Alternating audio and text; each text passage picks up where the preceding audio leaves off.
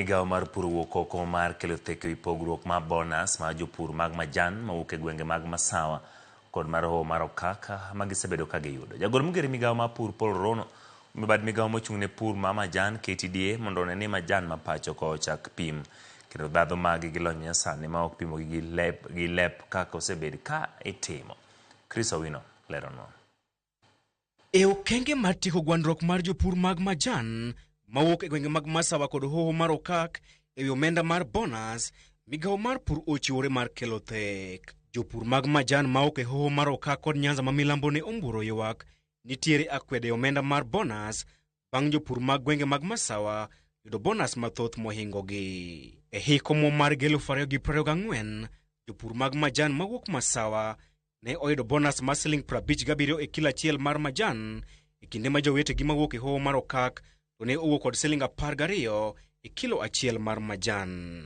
Bad migawo mar pur majan pacho kae KTDA wacho ni gwenge mag Masawa ne oyudo bonus mathoth nikech rang'iny mar majan margi ni malo ka ipimo kod majan mar hoho mar okak.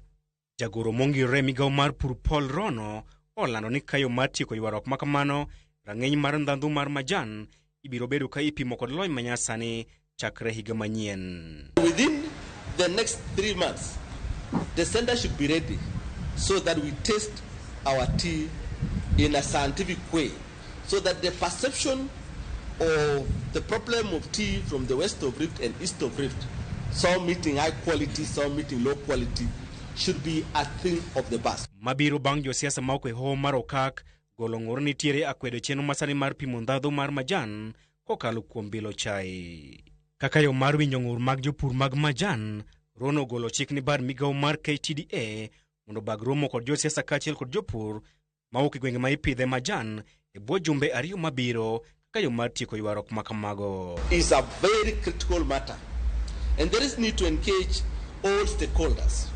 And KTDA within the next 2 weeks will call for a tea conference with all the stakeholders, so that the issues of tea is put not only on the table of government but all other stakeholders, including our political elites who are in charge of the law, so that if there are issues to do with the laws, our members of parliament will be able to assist us. Jakombad migawo mar KTDA Chege Kirundi osingo ni gibiro dhi nyime kod keto lokruok e sekta mar pur mar majan kayo mar medo jopur mag majan nweng'o moromo. I would like to say that the reforms are incremental.